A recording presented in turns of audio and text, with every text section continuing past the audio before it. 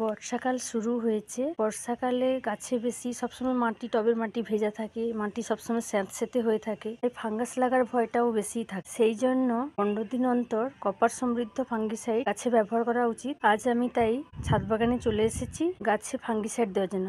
আমি এই বালতিটার মধ্যে 10 লিটার জল নিয়ে নিয়েছি। আমি ব্লাইটক্স ফাঙ্গিসাইড বর্ষাকালের জন্য এনেছি এবং এটাই আমি ইউজ করছি।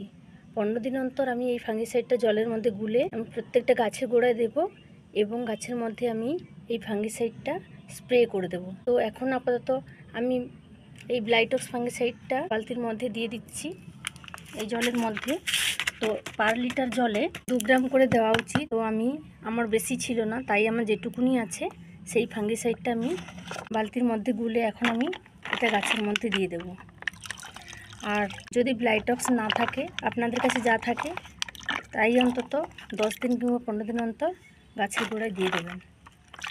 আর তা যদি নাও থাকে, মানে সেটা ফাঙ্গিসাইড যদি না থাকে, আপাতত আপনারা হলুদ গুঁড়ো ভালো ফাঙ্গিসাইডের কাজ করে।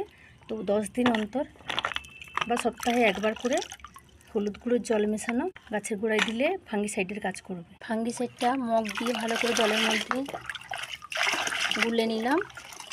গুলে নিয়ে আমি প্রত্যেকটা গাছে এখন 1 মগ করে জল দিয়ে দেবো গোড়াতে। আপাতত এই পর্যন্তই। পরের ভিডিও নিয়ে আমি আবার আসবো। টাটা।